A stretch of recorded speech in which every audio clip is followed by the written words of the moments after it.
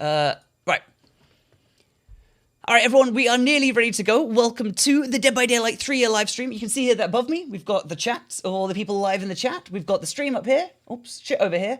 And we've also got a poll here to see what everyone is most excited for, which I totally should have done on the right scene there. All right, never mind. It doesn't seem to actually be working. But there you go. Look, everyone's saying hi to the YouTubers. And we're going. And we're going. It's happening. 3 years. I'm hoping that we're going to get some of these dark skins for this event. Is the sound okay? Hi, YouTube. Yeah, hi, YouTube. 3-year anniversary. I'm looking forward to seeing all my friends. All the people that I miss. Wow. Welcome, everybody. Welcome to Dead by Daylight's birthday. Thank you for joining us. A huge shout out to the dev team who's here with us today. Thank you very much for being here. There we go. Oh my god, they built like a proper... What the fuck? Nice set, guys. Dude, I need a locker like that in real life. I am Mathieu. I'm your host for the evening, along with Not Queen, our pleasant community manager lead. We have quite a lot in store for you tonight. So we promise drama, we promise cries, we promise surprises. There will be some. Get ready for 4 panels, a ton of videos, and a live band. Amazing. So hopefully you have as much of a good time as we will hosting this tonight. And for now, take it away, Michel. I wonder if they've got a back way into that closet there, or if there's literally going to be a guy standing in that for the entire stream, waiting to pop out later on. All right. You also need the locker. Dude, if they made those lockers and sold them, I'd take one. Look at their background here. It's looking great. Not quite sure what's going on right here, but we'll just pretend that we'll just skip past this, right? He's still standing in there.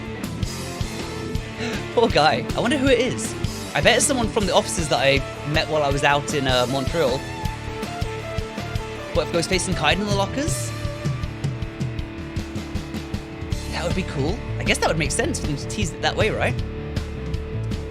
Okay, well at least I don't think this is going to be super copyrighted, so it won't destroy my YouTube video. It's Dwight? It's not Dwight. What, Dwight's the fucking Ghostface? I don't think so. Hope he gets well paid. Yeah. She's loving it. This is a great set they built, though. I'm actually impressed. Reworked Freddy in the locker. Freddy could go in lockers, maybe? It wouldn't be a good mechanic to have people be able to go into lockers as killer, though, because then you go in the locker and wait for someone, and they're just out there doing generators, and you just lose. Is this a new DBD theme or something?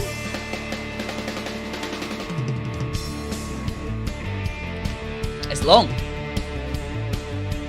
I'll tell you that much. Music is too long for me. Yeah, it's not quick. But you know what? That's fine. That's fine. It's their show. They can do it how they want. What perks have they got on their pillows? Huntress's Lullaby and Streetwise? Community Spotlight. Oh. Go where? Action! Oh! Hello, I'm Chapper here on behalf of Sam of Nation. Samination! Yeah, that. Sam makes all those silly Dead by Daylight parody animations starring me. And others, but mostly me. The first video was released on June 19th, 2017, and Sam made it because he was a huge fan of the game, but he didn't think anyone would actually watch it. Boy, was he wrong. It was an instant hit with Dead by Daylight fans and even caught the eyes of the developers. He didn't stop there and went on to make 50 more episodes, probably. He also started live streaming the game on his YouTube's channel. Sam would also like to thank the makers of Dead by Daylight for creating me and his favorite game ever. Oh, isn't that nice? Man, Sam made a special animation for this? That's cool. Although I will never forget Palette Vacuum. Why you do that?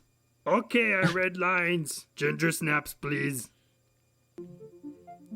I've got an idea of one other thing that might be My here name on is the Christoph stream. Young. I'm a character concept artist at Behavior Interactive, working on Dead by Daylight. Hit it. Concept art's really interesting because a lot of people think that it's just about like drawing and just like drawing day in and day out, but there's actually a lot. Can you imagine all this guy does concept stuff? Can you imagine all the concepts for killers that they've not used? An expert about the Victorian I wish they would era, release an that expert about stuff. this That and would be so sweet, every just to couple see them days. all. Like, hey, here's a killer that we made that's really grotesque, kind but of like we didn't use it. a childhood dream coming true because you get to, draw a character from your imagination, from a bit of research, but then you get to see super talented animators and riggers and sculptors, bring this character to life and actually see your creation come to life in game. So he's the one that conceptualized the spirits. In university, I used to plot survival tactics. Like if there was a zombie apocalypse or something, we'd figure out a way to like escape the inner city or whatever. Yeah, I think I'd make a pretty good survivor. Fair enough. I think I'd make a terrible survivor in real life. I don't know how to repair fucking generators. DBD year 4. So we are very excited with year 4. Year 4 is going to be an incredible year for the Dead by Daylight players. We see long-term vision for the game.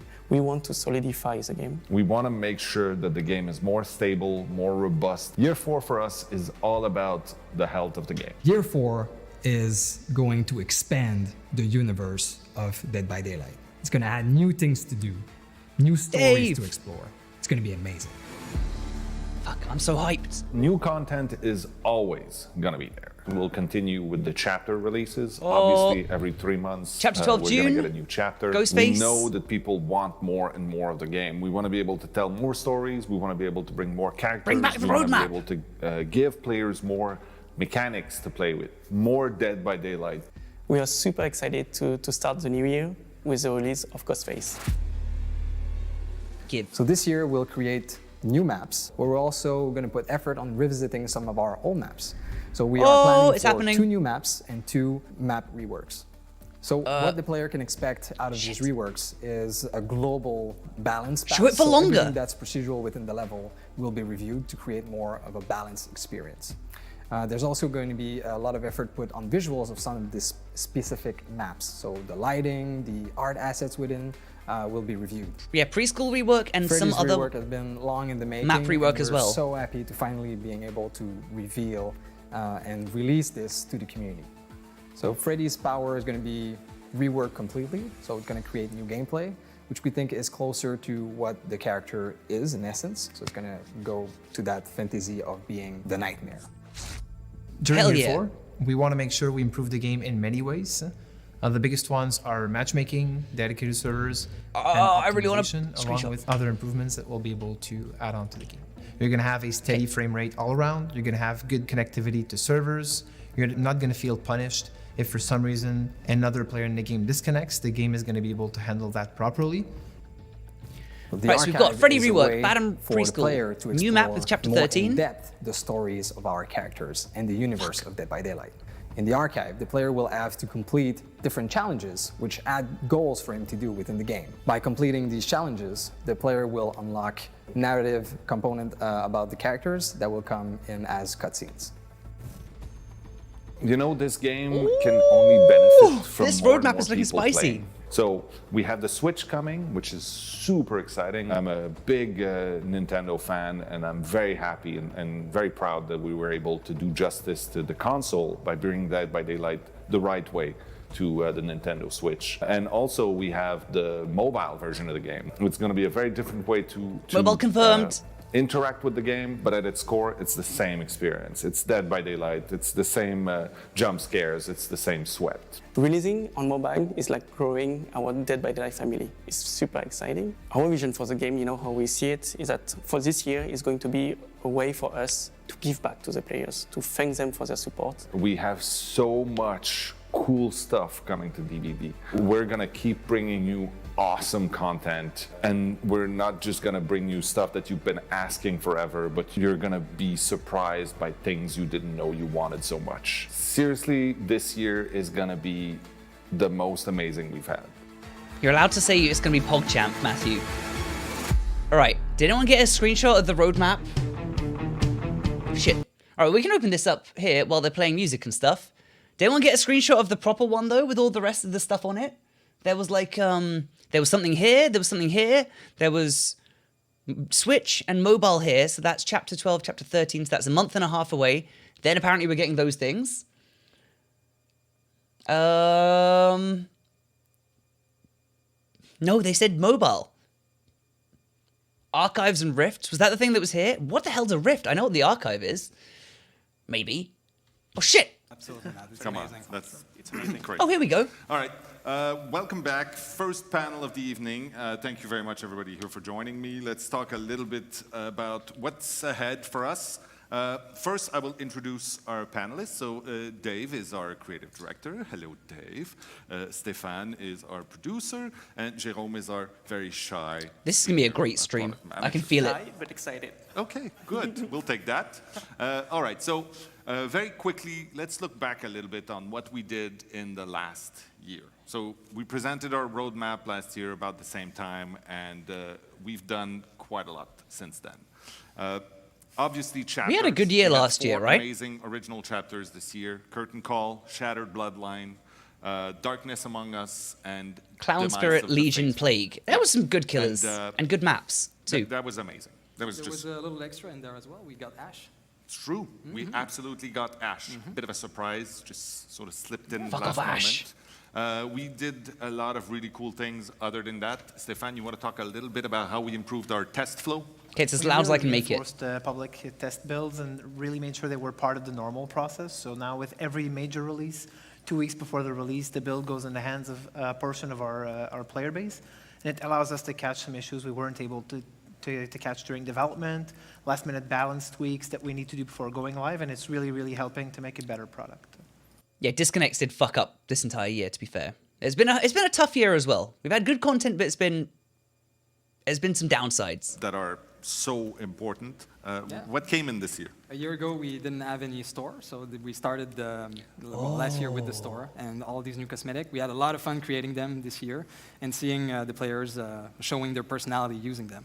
I say that, I think, every time we release new cosmetics, but I think that the last one we just released with the clown is just probably my favorite. And more recently, we changed the core mechanic of the game, like with the endgame collapse. That's true. So that's also quite amazing. Yeah, that's a big one.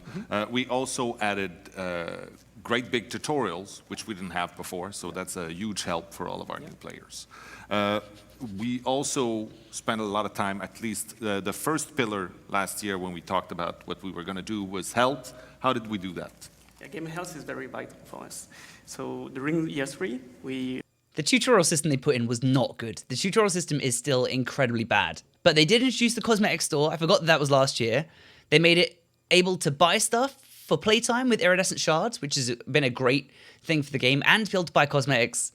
It's been a huge year, really, the last year, if you think about it. From the time where they introduced 2.0 to now, so much stuff has happened.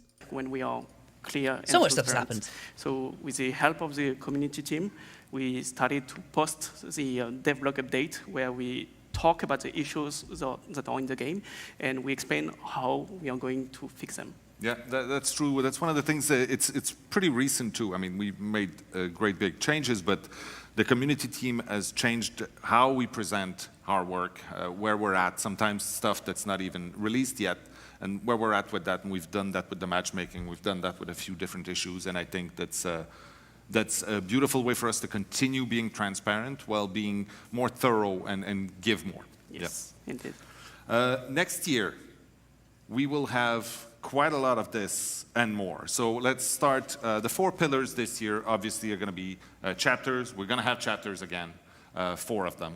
We're going to have game health in there. So we're they are going to calling have this a live chapter. balancing, and we intend to have quite a lot more new goals and new ways to experience the game. That's going to be a tricky one. We're going to talk about that a little bit later. And they're going to talk about the battle pass, 4 aren't they? chapters. Talk to us about that a little bit. Yes, so the chapters are the major content update for the game. Players want and love them, you know, so we want to provide them 4 exciting chapters, you know, so new characters, new playstyle, so it's going to be amazing. And we are going to take the same pattern, so 1 chapter every 3 months. Okay, can you maybe give us a little sneak peek at the next chapter? The next chapter is going to be about Ghostface. Really? Oh shit! I thought you meant the chapter after that. Surprise. Swiftly moving on. What else are we going to do?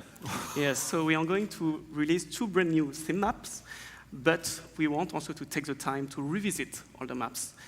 We reach a game state where we want to tweak those maps for a better overall experience. We've learned quite a lot about how to make What do you reckon the maps in second last map's going to 3 be? years. Yes. Pattern And we want fields? to go back essentially and put that knowledge to good use in some of the existing maps. Exactly. The game has evolved, players have evolved, and we want that those map updates reflect this evolution. So that's going to be gameplay and art.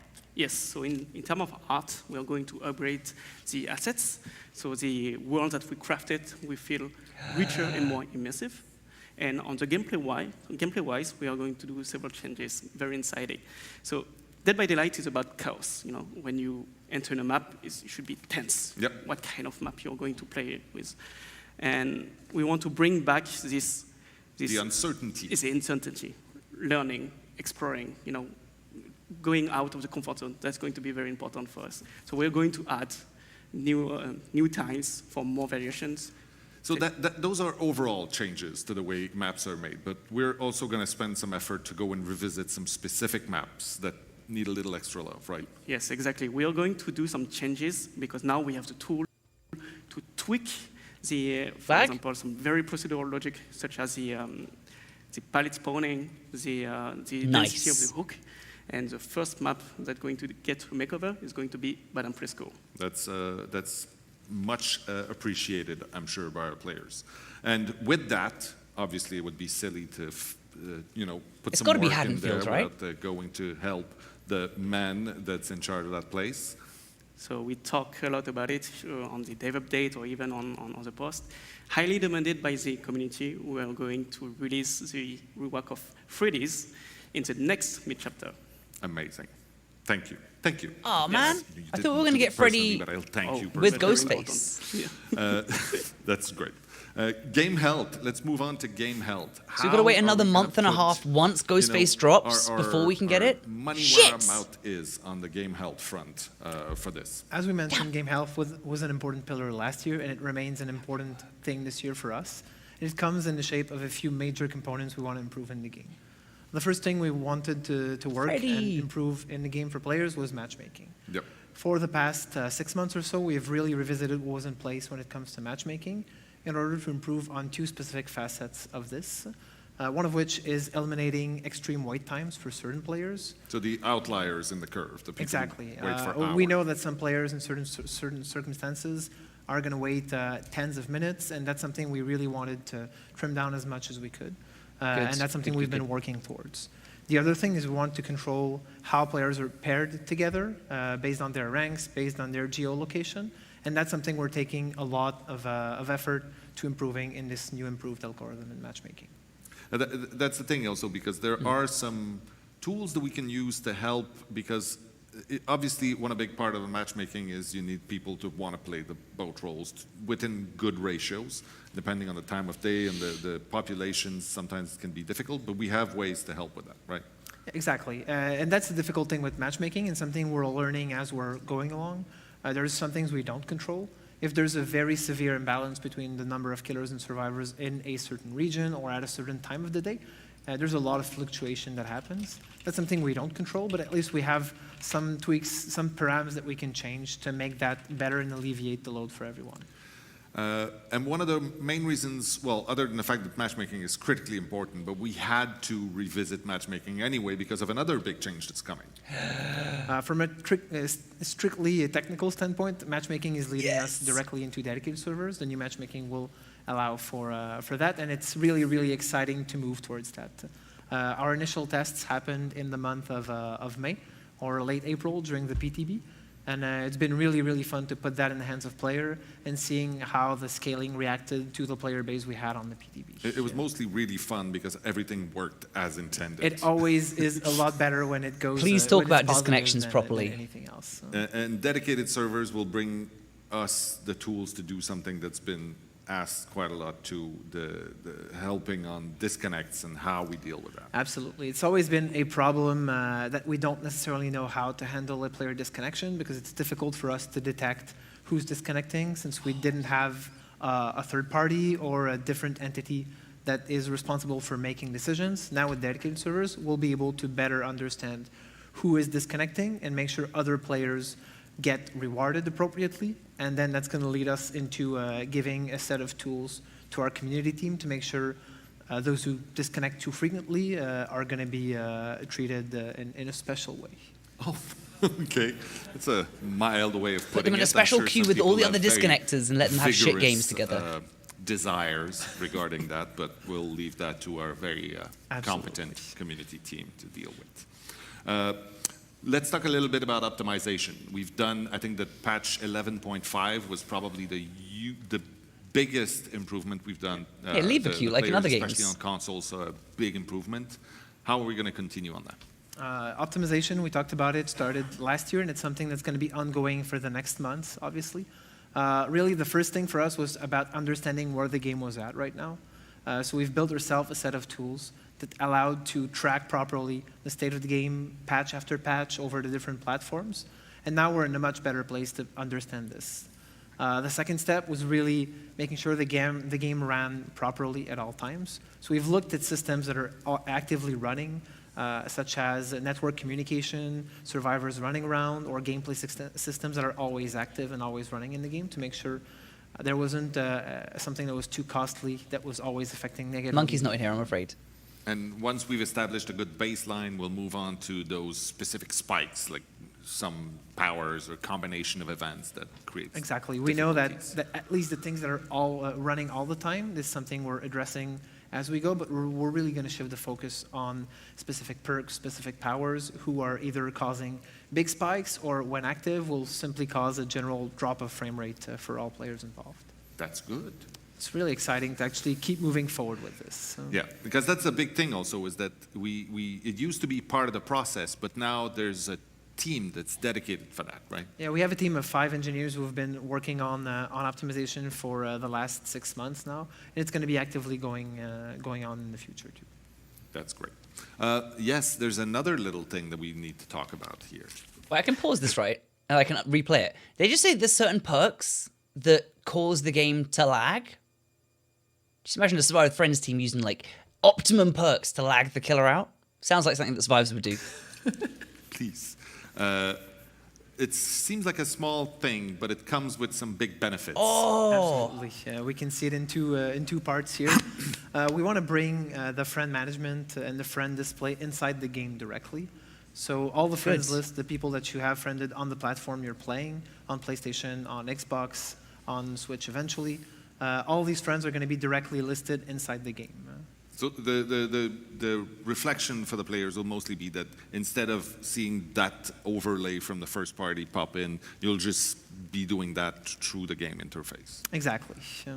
But it does bring us the possibility to bring in a feature that's been asked for a little bit. Finally. By internalizing the management of friends and the display of friends and invites inside the game, it allows us a friend requeue, we call, but basically Survive with Friends group will be able to be maintained together game after game, because the party is not going to live in the game. It's going to live on our servers instead of what it is right now. I think that's the most beautiful thing you've said tonight. It's really, really exciting. I've been waiting for that for 80 years, I think. Yeah. That's crazy that's taken so long. Months, I believe is the correct number. Party management. Chapter 13. Yeah, we see all the work that's going to happen in the next few months. All of these updates are coming in before Chapter 13 or around that. 2 very important milestones also that we will be crossing really soon. We want to invite more people to play the game. We want to put the game into your hands in many different ways. So the game is coming to the Switch. You've heard it here for the very first time. September 24th, 2019. Switch gameplay footage. Oh, damn. Have footage. Yes. Woo. It looks really low frame rate. I'm sure it's fine. And for everybody out there who has pockets, we are bringing the game to mobile this year. Yeah.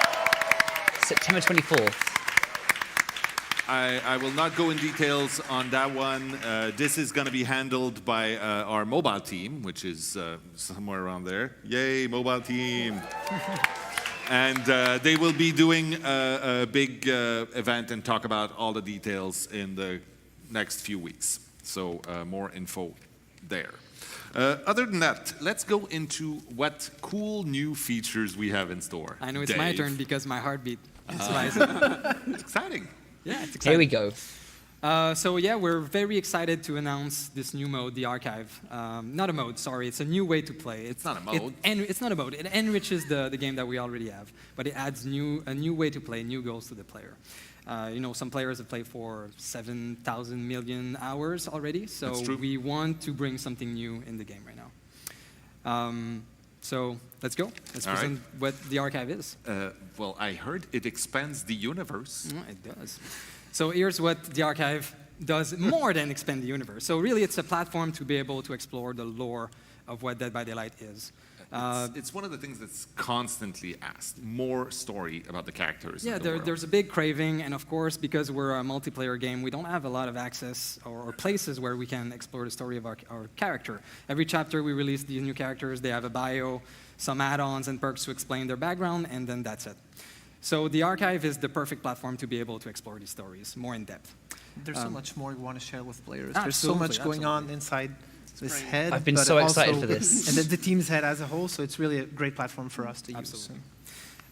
Then, of course, there's going to be new things to do, so new goals. We'll cover that a little bit later. And it's going to be a new way to collect more cosmetics on top of everything that we're doing So as we're not going to rewards. stop putting new stuff in the store all No, the absolutely time. not. But this is a new way to be able to unlock rewards like cosmetic, but more. We'll discuss that as well. Okay. You want to talk about this Absolutely. beautiful piece of art? So here's the concept of the archive. Of course, it's work in progress.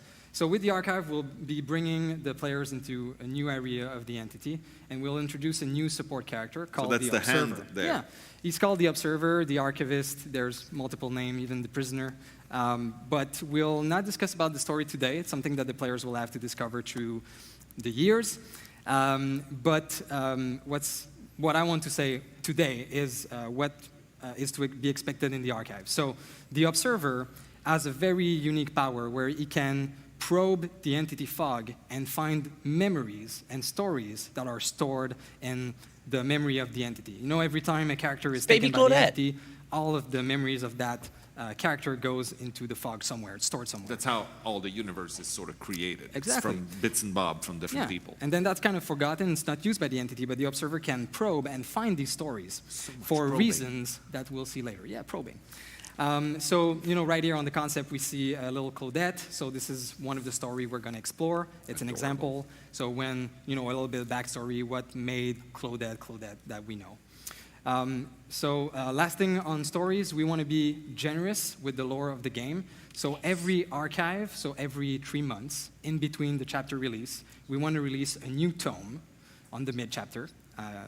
We want to release a new tome. And the tome is going to have survivor stories, killer stories, and one story that expands the universe that make the story of the Dead by Daylight progress. Oh, that's awesome. And so, yeah, let me get that straight. So we have the chapters that are going to be coming every 3 months, and then we have the stuff that keeps coming in the store all the time, and then we'll add on top of that every 6 weeks in between the chapters. We're going to put the archives, which is going to bring a lot of different quests and missions and things to do, plus a ton of new content. There you go. Okay, good.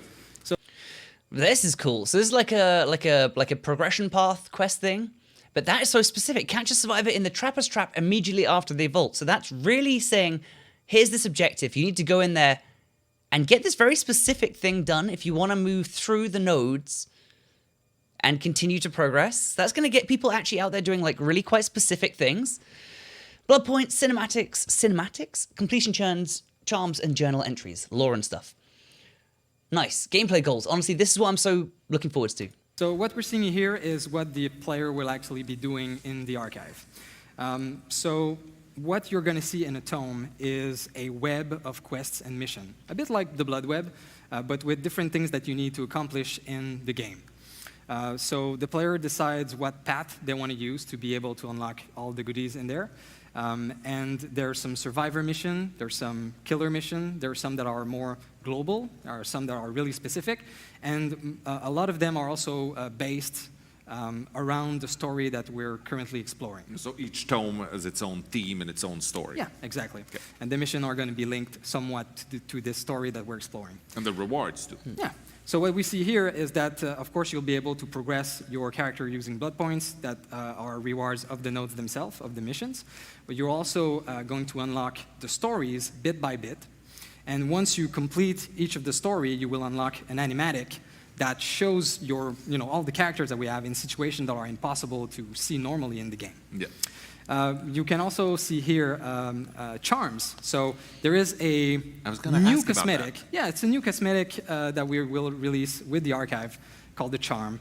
So these are little trinkets that you can equip on Survivor's belt and also on the killer hook. Ooh. So as part of the archive, it's important to understand that there's 4 difficulty levels in the archive, so difficulty of mission. And when you complete one of the difficulty level, you will unlock this completion charm that is unique to that tome, meaning that it's the ultimate bragging right. So if I'm not done by the time the next tome comes out, can I still work on it? Absolutely. The archives tome will be available to all forever. It's part of the normal game. Everybody has access to it. Awesome.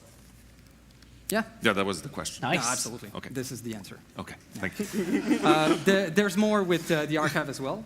So the Rift What is this? is something else that comes with the archive. So when the observer probes inside the fog, it creates a rift. The rift is not permanent, it's something temporary. So it's for the 3 months of that specific tome that we just released. And in the rift, the player will be able to unlock more cosmetic.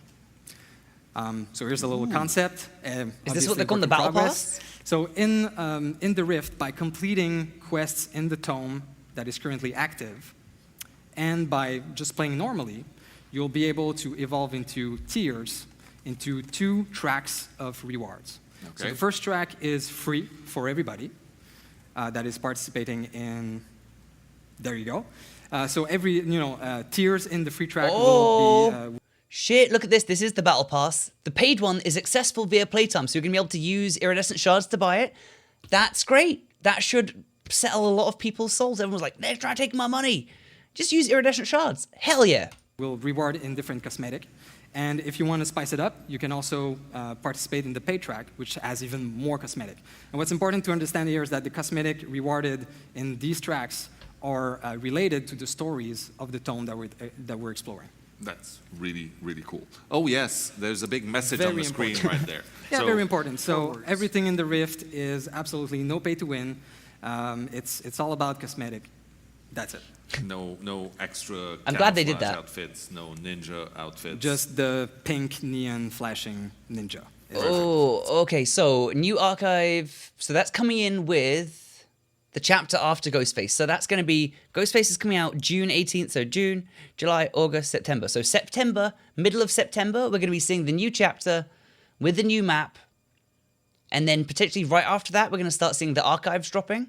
In fact, I guess the archive will be between 13th to 14th. So September, we're looking at the brand new system. I'm really, really excited for this. Really excited. Fuck yeah. It's exactly like we've always done, like the original. That's perfect. Thank you so much for that. No worries. The tentative date right now for this is around mid-chapter 13. We say tentative at this point because this is so big, this is so important for us, and it's so chock full of goodness. We want to make sure that if we release it, it is because it's perfect. Yes. And so we think it's probably going to be around chapter 13.5 that it's going to be ready. Can't wait. Other than that, we also want to go and rework some of the way the seasons work and the rank works, right? Yeah, this is the other big component of Dead by Daylight, of course, the rank and the season. Here we go. And what we shipped with 3 years ago kind of falls flat after 3 years. You get your rank 1 and that's it. I've been waiting for this. So we want to make sure through an initiative this year that we review the rank and the season so that it's more meaningful. So that means rewards, it means a longer season, it means a better progression in there, so there's going to be more rank to evolve in and rewards to unlock. Also, what we have right now is in the rank is comparing killers with survivors, and we think that this doesn't make a lot of sense since they have very different roles. So what we want to redo with this rank rework is to compare killers with killers, the trapper with trappers, so that you have, as a player, your own progression in there. You want to get better and compare to your game. Oh, shit. And then compare with other players that are playing the same kind of thing. The other very important aspect is, our game is amazing because it is chaotic, it creates weird scenarios. It's unpredictable. There's so many different components. And of course, we balance as much as we can this experience, but we do love when it gets crazy as well. So we want to embrace this chaos and make sure that the game rewards you accordingly based on how chaotic it is. Yeah. There you go. That's it. Tall order. Yeah, but it's really, really exciting. So you're going to do that? Absolutely. Okay. Are you going to talk more about it? All right. So that's essentially our roadmap for year 4. It's chock full of miles goodness, away. but I want to say something. So last year when we released our year 3 roadmap, we put a lot of stuff in there, and we delivered, I think, probably like 95% of what we put in there. The 1 or 2 changes were because, things change, and that's not the priority. But we also delivered a lot of stuff that wasn't in there, and it's most likely what's going to happen. So this is the things that we know we're going to give players for the next year, and there's a lot around this, which is the stuff that we want to give players or that we don't know yet that players want, and that's probably going to come in also. So yeah, hopefully you're as excited as I am about all of this. Thank you very much, all of you, for joining me here and taking That was a good panel. to do this. Up next, I believe we are going to go and talk to some designers about design. Crazy. Yo, that was okay, mute for a second. That was an insane panel there. They actually said less about the ranking system than I'd hoped, so I can't spill the beans, but there are beans to be spilled, and it's looking like the new rank system could be pretty cool. I love the idea of ranking you against other people playing the same role as you. So if you're playing Trapper, you get ranked up against other Trappers rather than just ranked up against a Legion or someone completely different role. It doesn't make any sense. That's great. I didn't know that. Yeah, what did you guys think of that, though? You wanted the music? There you go.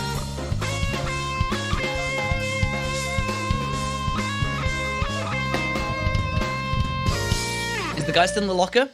As far as I know, they've got to have a door in the back of it, but yeah. Community spotlights! Hi, I'm Sandy Misaki. I've been cosplaying Dead by Daylight for 2.5 years.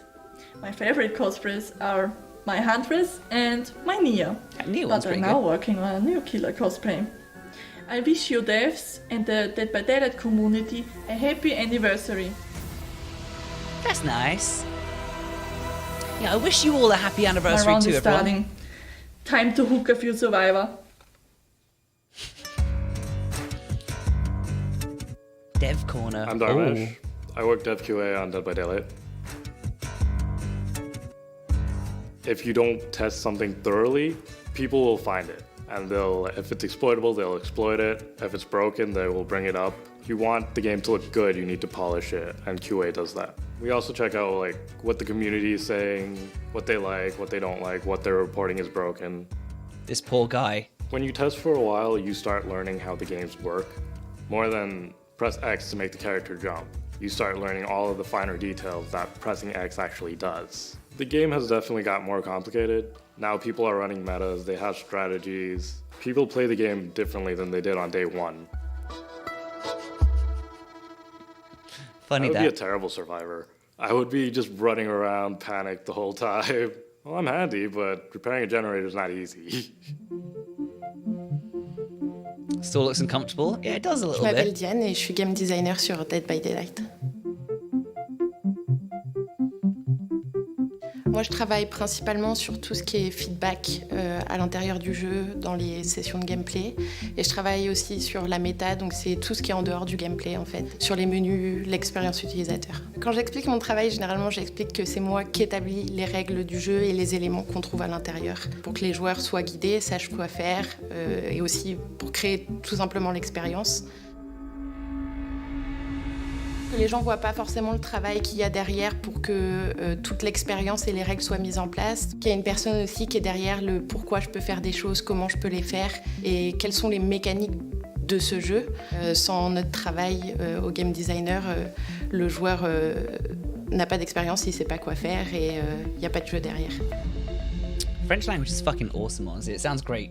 Je That joue wasn't avec des English. amis, je joue avec mon copain aussi. Parfois, j'ai envie de le laisser sur son hook tout seul. Donc, je ne sais pas si c'est la meilleure chose pour la relation de couple. Okay, here you go. You guys want the music? Take the music. You better all be jamming out though, okay? I want to see some sour pleasers in chat. Give me some sour pleasers. I'll do some as well.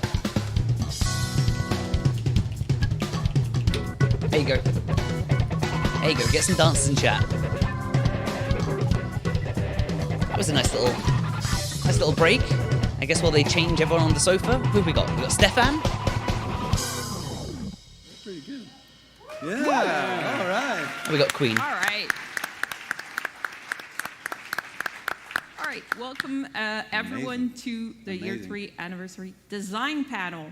So you guys are here today, Stefan Orvat and Matt Walker. You're here to talk to us about game design. So what do you do on Dead by Daylight? So I'm a game designer on the project, and I work on live design. My buddy here. So I'm a level designer. You're a what? Level designer, All a little right. bit different. Met both these guys when I was at Behavior, and these guys know what the fuck they're doing. This guy is an absolute genius when it comes to map design and stuff like that. He just stood up there, got this massive whiteboard, and just started sketching out exactly how everything works. This guy knows what he's talking about, and Stefan, the other guy, is an absolute legend. Love them both. Okay, sorry, I couldn't hear you. Because of the... Anyways, this is not important.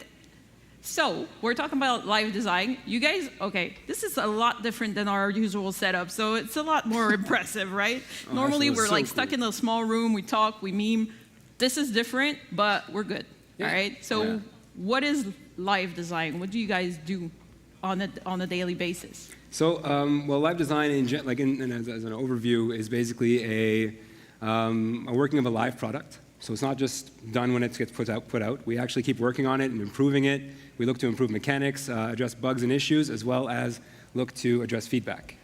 All right, and what kind of feedback do you look into normally? So live design. You want that table? The table is nice. A normal type of production. It's mostly about quick decisions because you don't have as much time. You're constantly in a rush, right? Every 3 months, if you've seen on the roadmap, we have new content coming out. So it's very grueling, and so decisions on the design side are made based on a few different type of feedback. So the first thing is that we pay attention to our design intuition. So obviously, designers have intentions. They want the game to be experienced a certain way, etc. So we listen to our design intention, but we also pay really close attention to the community and the community feedback because they're the ones playing the game. So we had to make sure that they're making the most out of it and they're enjoying it. And of course, last but not least is the data analysis, in which, when we see people playing, we listen to their feedback, and we create variables that we can track over time to see the cold, hard numbers behind what that feedback's about, and to also test our own, make sure that our own ideas and our own intuitions are aligned with that of the community. All right, so Steph is here today to talk to us about the Freddy rework. I'm not messing this one up. And Matt is here today to talk about the map updates. So let's start with you, Freddy rework. Now, I know the chat is going crazy right now. They saw a little tiny little thing on a teaser earlier, and now the theories are all over the place. So I said rework for you, I said update for you. What's the difference between an update and a rework? So when we're talking about characters specifically, an update is like what we do with the Wraith and what we do with the Legion, what you recently saw. Ultimately, we're not changing the power drastically. You're still playing him the same. We're just going to be tweaking some numbers and ways of how it actually functions. With the rework, we're going to be changing the power completely. You can expect to play the killer differently. Nice. And we're touching add-ons, the power itself, the way he plays, the way people experience him, most importantly. So why did Completely we different, specifically choose to rework the Freddy character? So the Nightmare came out, and our players felt a little frustrated when playing against him and playing as him. Waiting 7 seconds before you can hit somebody was a bit frustrating for players. They wanted to be able to hit people right away. And playing against Freddy, him being invisible by default was very difficult for new players, in addition to the fact that they had a high interaction speed debuff, so it took a long time to do actions. So we're looking to improve those specific things. Okay, so now we know the why we're doing things. Now, what's the difference between the original vision that we had for Freddy and the one we have for the new vision, actually, the new way? So the old Freddy, as I was mentioning, he was like a delay type of game character with very simple mechanics where he just puts people to sleep. Now we're looking to add map mobility in addition to an active power that you can use within chases. And he still has the deviousness aspect of him, but no more interaction debuff. Okay, that sounds absolutely amazing, and I can hear all the Freddy mains, but tell us more. So what's the new power? What changed? We're looking at two main components. We're looking at a new sleep cycle and new dream abilities. Okay, so let's start. So there we see it. So a sleep cycle and a dream ability. Before that, you just had to put the survivors to sleep. You had to aim your power. Now you're talking about a sleep cycle. What changed on this? Because it's completely different. So the sleep cycle has three components to it.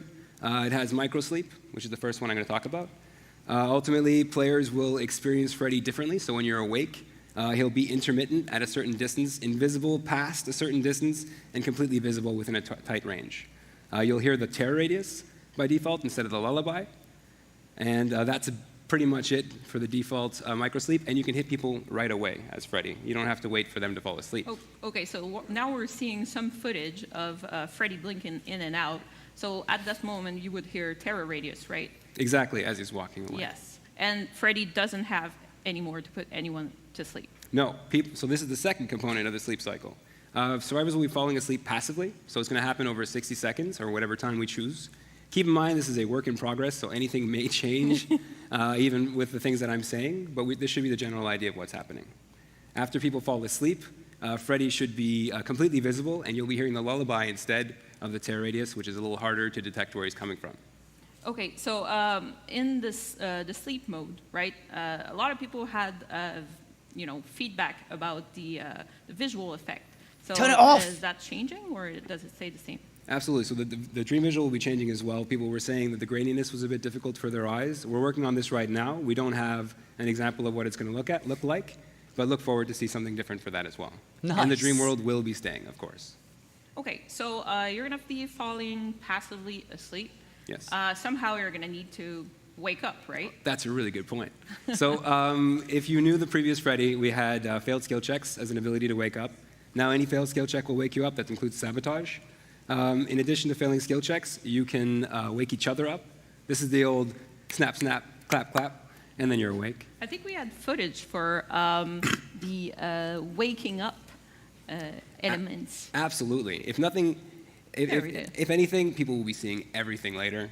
This is just a sneak peek, of course. And the final component of waking up is the new dream object, which is a clock on top of a dresser. When you fall asleep, there will be a dream object that you can interact with that will always wake you up. So it's way easier to get woken up by a fellow survivor or by a generator. Why would I want, as a survivor, to go to that sleep object? Sometimes the skill checks might not be as easily accessible as people may have thought in the first place. In addition to that, waking up, both survivors need to be asleep. One survivor needs to be awake to wake up a sleeping survivor. So you may all be asleep, or there may be nobody near you. This will be a consistent way that people can find to wake up, as this was a complaint that people had initially. Okay, so there was another build where it was making you fall asleep faster if you were not waking up with the object. Is that still the case on this work in progress? No, we changed that. Okay, so that's changed. Yeah. Okay. All right, that was just thank you for asking, of course. A follow-up question. Yeah. So now Freddy doesn't have to aim a power to put survivors asleep, but he does have powers of his own. Oh, of course. So what's different with the new Dream Demon power? So this is the dream abilities. Okay. He's got dream traps, and he's got something else. I'm going to go into that after. It's a little teaser right now. Is it maybe dream so pallets? Dream pallets. Dream pallets, not like the Doctor, but similar to the Doctor. You can place dream pallets on spawn points throughout the map, where pallets would normally spawn to place these fake pallets. Awake survivors do not see these pallets. So you have to play like a memory game and remember which ones were not there before you fell asleep. That's so cool. And then when you fall asleep, there will be fake pallets. These fake pallets, when you interact with them and drop them, they explode in blood. So yeah, it's very rare nowadays that there's pallets everywhere, like double pallets everywhere. Not happening anymore, right? We will be talking So if about you that. see that, there something might be problematic, fishy. Yeah. Exactly. So okay, dream pallets. Was there anything else? Of course, there's also a dream snare. So we're choosing between the dream pallets and the dream snares. For those of you at home, we're not sure if we're going to go for both in this base kit. It might be one that turns into an add-on, or the other one is base kit. The dream snares is an ability that you can use actively within a chase. It only affects sleeping survivors. And when you place it on the ground, it will take 2 seconds to arm, and when a survivor walks over it, they will be slowed for the time that the trap is active and for a lingering effect after that. So we don't have a visual on this one yet. This one is still a work in progress, and we are testing it internally right now. Okay. But they should be seeing some stuff soon, hopefully. All right. So you talked about map pressure. Did you say anything about that I did earlier? say map pressure. Yes. Yeah. Freddy with map pressure. What is this? What could that possibly be? So some people saw a charge bar on in the video, the anniversary stream, if they're paying attention really closely. Jizzy jizz jizz. It's what we've been wanting for the longest time, everyone. Generator teleport! Oh shit, someone's nearly finished that generator over there. Freddy powers. And then you're there. Just like Soul at Stake. It's so going to be so interesting to have a killer with this actual ability. Like the map pressure, alleviated. Generator teleport. Tell me more, lovely devs. This is the generator teleport. So ultimately, as Freddy, you can aim at a generator, and you can channel an ability for 5 seconds. After the 5 seconds, you will appear at the generator. So so right now we're seeing footage of it from the killer's point of view. So you just aim to the generator and you just get fucking there, right? squirting blood everywhere. You can also cancel it. Ultimately, the generator will explode in blood during the time period while you're channeling, and a husk of Freddy will also appear at the generator. That's awesome. I've seen also that you can use them in chase. Now we see the survivor side, right? Oh my right God. Away. Yeah. So ultimately, you can be running towards a generator and forcing the survivor to go towards that direction, and then you can teleport in front of him to get to the generator and try to cut him off. Oh yeah, this is what we're seeing right now. Oh, right now. Quentin, what did you do? I can't see, Queen. What did he not do? What did he not do? He was looking behind him, I think. That's the problem. That's awesome. Anyways, It's like a mint rag okay, hag. So that's a lot of information, but you didn't give us any number yet. Everything is still a work in progress. Thank you for taking the time to come and show this My to greatest us. pleasure. Right? We know that you're gonna have a ton of other questions. The community is gonna just flood from questions. We're gonna take the time to answer them. So we're gonna gather all the questions during the weekend, and we're gonna try to answer as best as we can next week. Our normal Q&A stream in our very small room compared to this. This is going to be great. Yeah. I'm excited for that. So it is Mr. Walker's time. I think you're going to have to do something there. Oh, hold on a second. Wake up, it's your turn. Oh, whoa. I just had the worst nightmare. You were all in it. Freddy could teleport to generators. He was putting fake pallets everywhere that are exploding into blood. And he was slowing me down with these dream traps. It was horrible. It's real, man. It's coming. This was totally amazing, not though, planned. amazing. Oh, that sounds so good. Just like these pillows. How cool are those pillows? Where's my So, Bloodwarden pillow? Matt, thank you for joining us. You're going to talk about map updates. What is That's right. this? So, map to it. updates, yeah. Well, so first and foremost, year 4 is lining up to be something super special. I mean, you've seen everything that we've presented so far. So on the level design side, I just wanted to say, you know, we've bolstered the team. We're 3 able bodies now on the team. We have the great Andre Laniel, Mr. Pierre Sif, who just joined us, and myself, of course. So we're able to undertake much more ambitious projects. So map updates, we'll jump straight into it, is basically us going back into older maps and essentially bringing a whole new dimension to maps you already know. Yeah. A little bit disappointed here that they're going straight in with this, and they're saying they're working on Springwood and then one other map, but they're not saying that as a general thing that they're going to go back and have a look at the corn maps and make the corn maps a little bit more fun, or blah blah, and just general fixes on the stuff we already have. But instead they're going to fully focus on one map. I really do hope that we get some changes to the cornfield and some maps that just need a bit of sprucing up and just need a bit of love. The maps that have been there from the very beginning of the game, that would be great. We can hope.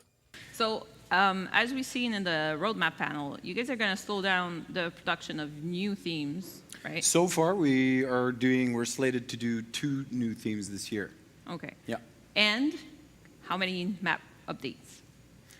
So far, we're slated to do 2 map updates as well. What was the second one? Thank you, Matt. So a map update is the 3 R's. That's right. That's what you came up with. So, yeah, so the map updates incorporate a lot of different changes. The first, how can I say, category is the rework changes. So the rework changes, as Jerome mentioned earlier, are to reflect our evolving community, right? Because the way that our players play now are not the same way that they were playing 3 years ago. In fact, there's many things that they've learned over time and they've learned to exploit over time, things like this. And so we are evolving with the player base, and we're going to evolve the maps to reflect the reality of the situation. So reworks have a whole bunch of stuff in it. So before we jumped on rework, refresh, and relaunch, how do we create map in Dead by Daylight? Because it's not the same as like every game. Right, so it's a good point. So first and foremost, for those of you that don't know, Dead by Daylight maps are generated procedurally. As you'll see on the screen right now, this is an example of what happens internally for the map to come together. So essentially, as level designers, we function on 4 different levels. Essentially, there's the assets that we create, which are more or less static, and we have the rules that manage how they're put together, how the level is constructed, how things are spawned. And then we have the actual map output, so what's the result of the generative process. And then we have the behaviors that the players have while playing those maps. So we look at all 4 of those different layers when we design levels for Dead by Daylight. All right, so now that everyone catch up to what is basic, level design in Dead by Daylight, can you explain to us what's a rework when it comes to maps? Right. So as I said, there's a bunch of things in the rework category. It's not the only category, however. We have a lot of different things we'll be doing to maps. But the major things that we'll be doing in the rework section are things like looking at palette loops, for example. Careful with this word. Yeah. So the idea is that we'll be reworking palette loops.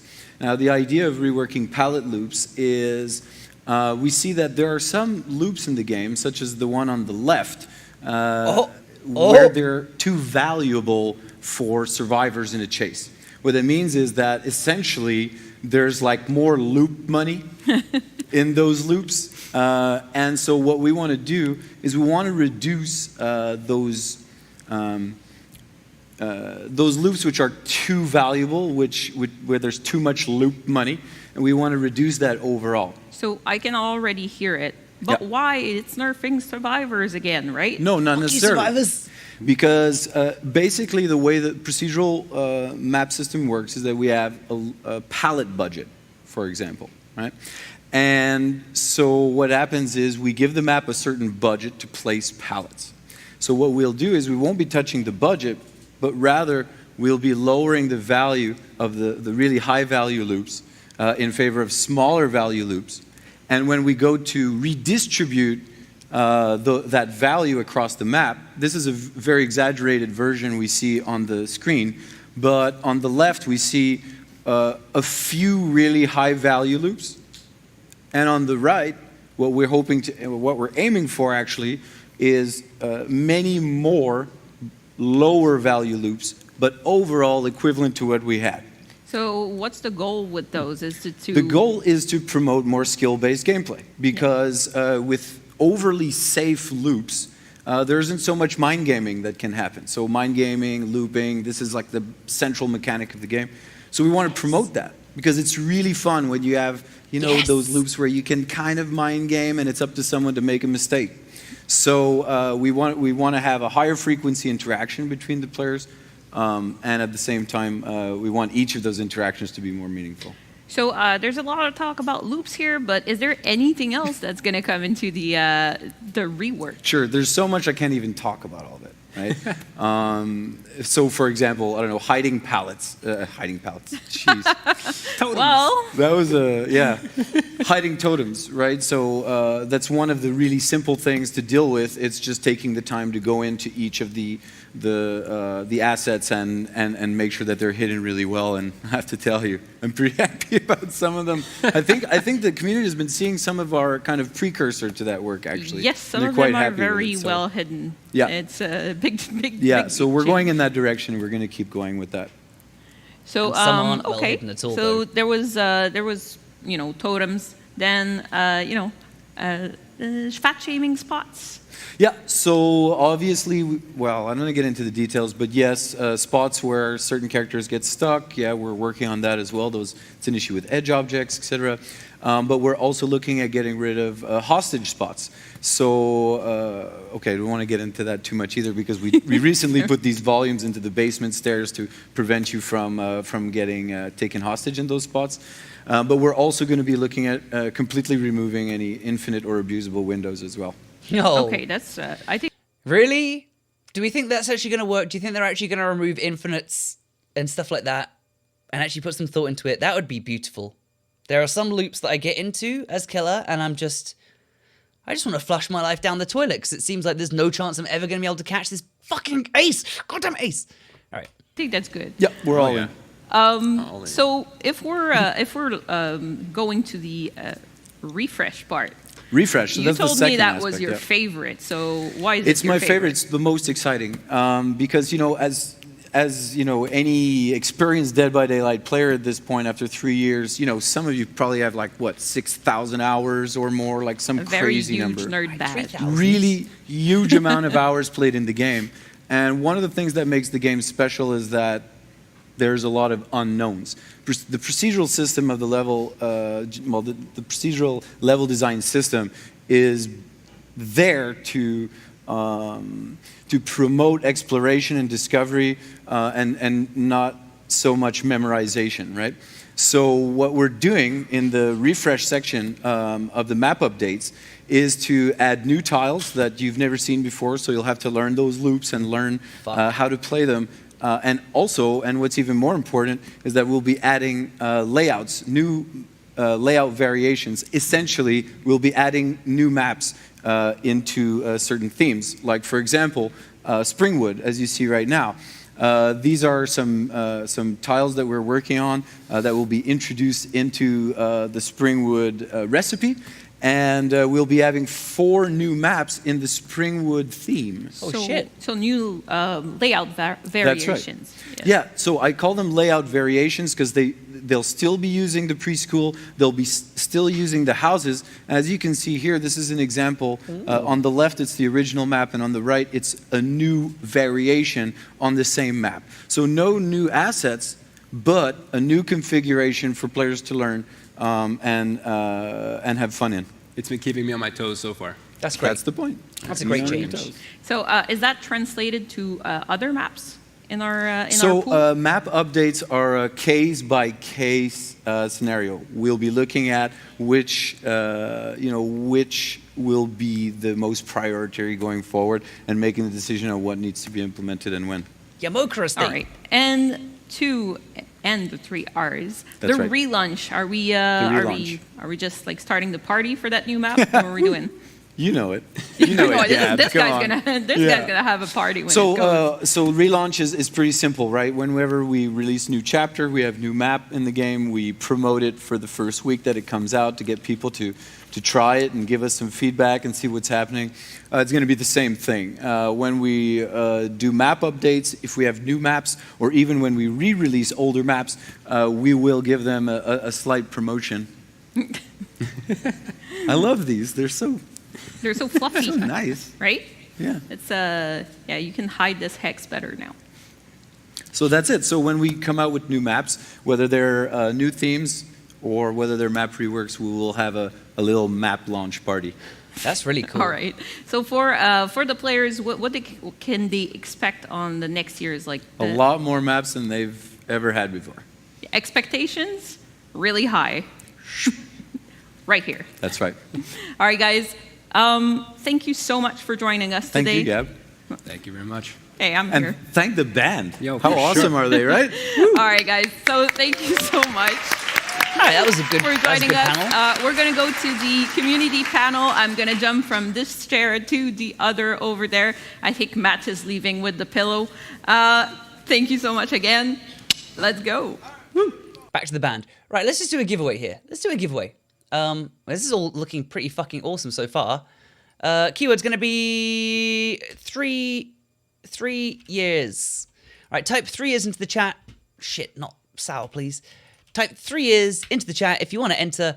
This is for a copy of DBD on PC or a copy of the Ash DLC on PC. And then when we get to the end of the stream, after the official DBD stream's over, I will be doing a giveaway for a Dweird code, which is also for PC. I'm sorry, Xbox and PS4 people.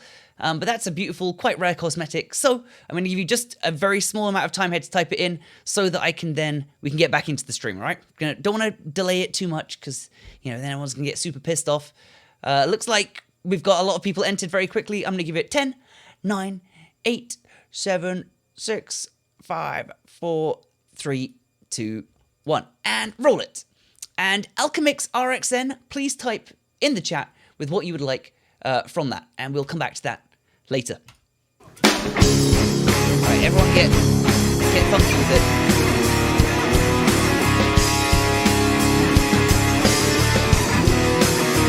Cosplayer next. This is the community one, right? So we're probably gonna have. Sorry for talking over it. Probably gonna have memes, maybe some content from Dark Hoods or other people in the community, maybe, and cosplaying.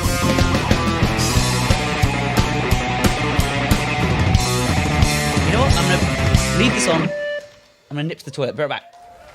Hello， 大家好，我是松鼠。距离我第一次接触黎明杀机到现在已经2年啦。其实呢，我个人在生活中是非常胆小的，会喜欢上黎明杀机这款游戏，我自己也觉得非常意外。但可能这正是黎明杀机的美丽所在吧。然后呢，在2周年的 cosplay 活动中，我 cos 了凤鸣，取得第2名的成绩。我当时的作品呢，选景是在一面涂鸦墙，因为我觉得涂鸦墙能赋予我的照片一种非常强烈的冲突和紧张的氛围，所以有可能的话，我也非常期待在未来的黎明杀机里能看到这种类型的地图。最后祝黎明杀机越办越好，3周年快乐！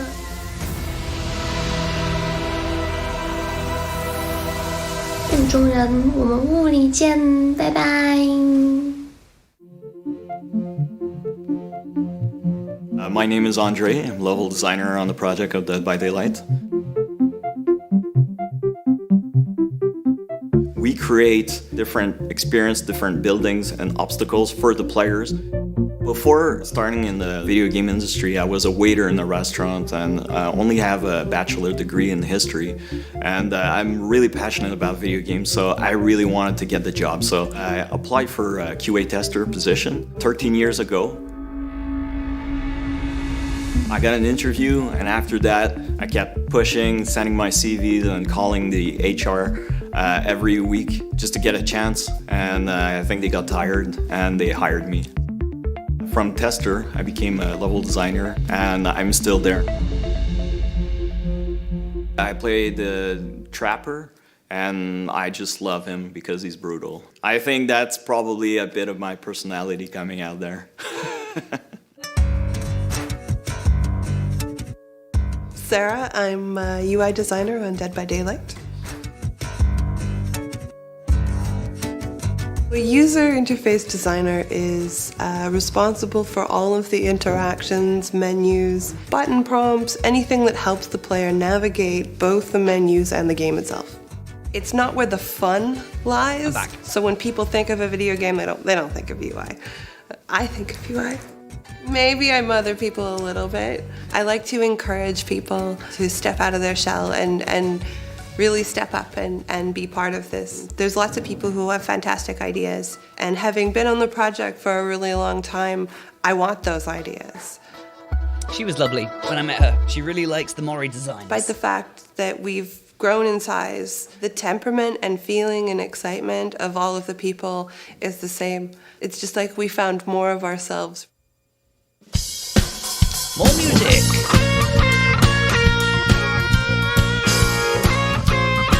I think it's kind of weird that the music's not Dead by Daylight themed. Or is it Dead by Daylight themed? I can't fucking tell. Miss Feng Min?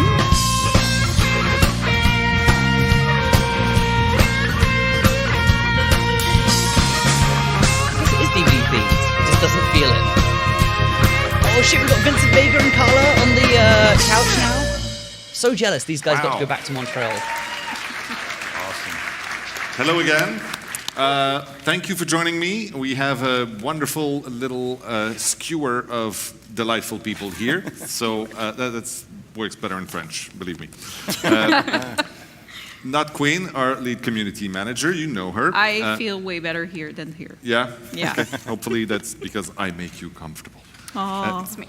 Cauliflower, thank you so much for joining us, and Vincent Vega, thank you. Thank you. For having me. It's absolutely amazing to have you here. Seriously, you've been part of our community. You've been part of the team to a certain extent for a while now. So thank you, thank you. Let's take a moment. For me personally, this show, one of the biggest reasons we put this show together is because of the community. It's because the people we play with, it's the people we interact with, it's the people who enjoy our game and feed us that energy every day. Please take a moment. The community team has changed quite a lot. We brought you in about 2 years ago. We went to grab you in your home, literally, because you were streaming Dead by Daylight. And we thought you were awesome and well-spoken, and you seemed like a person we'd like to hang out with. I seem like a person. That's acceptable. Well, not every streamer looks like a person, to be fair. Careful what you're saying there. What about us? I mean, you're some of the good ones. I look a little homeless, but I was gonna say, part is of your that not charm. the guy That's we it. got in the alley? Where did you find him? hey, I got back security. It's all that matters. Oh, there you go. But that's it. So the community team has changed quite a lot. So I was lucky enough to live the fan dream, really. I played the game, and then I got a call. Do you want to come to the studio? I'm like, yeah, why not, right? And then I got a job. When I started, it was me and 8 amazing volunteers. And now, on our year 3 anniversary, you saw that. There's 3 of us at the studio. So shout out to Peanuts and Pat, and I'm going to finger gun you. Oof. Yeah, okay, move on. Moving on. We have 3 amazing local community managers. We just hired someone from Japan as well. We have ACMs that are taking care of bands. That's a thankless job, really. Yeah. They're doing an amazing job also. And now, just recently, we hired 2 people to coordinate all the volunteers that are working hard on forums, on live streams and everything, that are giving us the time. And today, our new moderators signed their NDA, and they're in the team, so that's about 30 of us. That's awesome. That's it, yeah. Speaking of our delightful community managers, they've put together a little clip for us of their favorite moments of the year, their most cherished memories. So let's take a look at that. Let's do it. Hell yeah, this is gonna be great. It's like my favorite part. Yeah, that's cool. I hope I was cut there.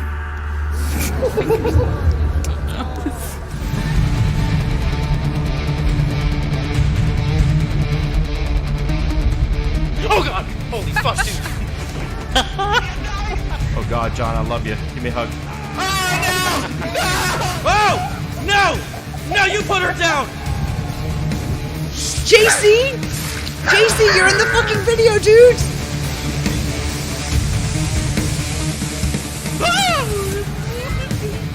Loading consent. Oh my god. Holy crap. Tonight we're announcing the dedicated servers are coming to Dead by Daylight. You fucking what, dude? That's a good one. That's the best one. Oh my god! Oh my god! Oh my god! That's it! Oh my god!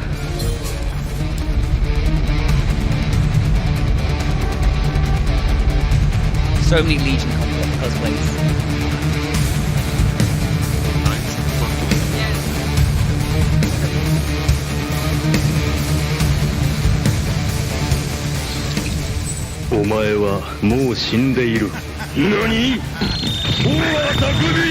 No! Get away from me! Yeah!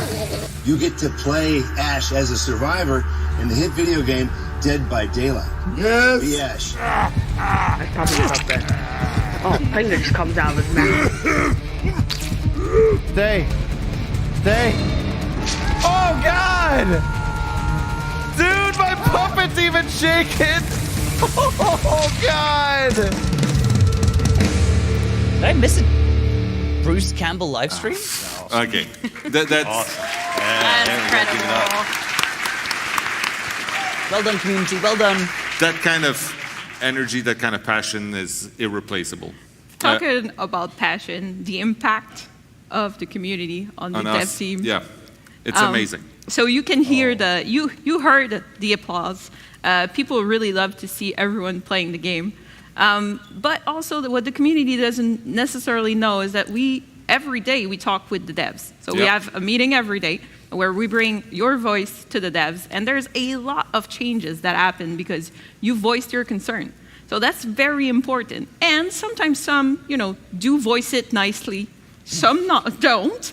However, we see this as passion. It's all passion. So, and to be fair, we've said it before, but we'll say it again. I think it's worth repeating. This stopped being our game the moment we launched it, because it's now as much the players and everybody who's enjoying it. We need to hear what they want this game to become, because it's theirs too. So, there.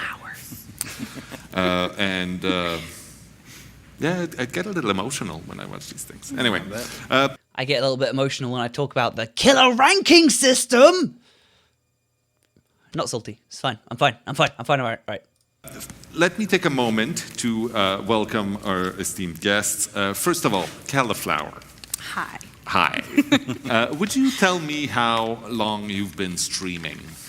I've been streaming since October 2014, a little over 4 years. That's forever in It is. streaming terms. It is, and tomorrow is actually my 2-year anniversary of being full-time. That's amazing. Congratulations. I did it, Mom. this was totally planned, by the way. Yes. Oh, yeah. Thank you for throwing this for me. It was great. It's the least we could do. And what has Dead by Daylight been for your stream? Like, what's the impact of that game on your streaming career? Well, before Dead by Daylight, I was kind of bouncing around from game to game. Felt kind of like I didn't have a home in the streaming world. I was homeless a little bit, like this guy right here. I found Dead by Daylight, and instantly I was connected with everybody. It became a home. All the other content creators are so supportive of one another. We play games together. We host each other. We share communities.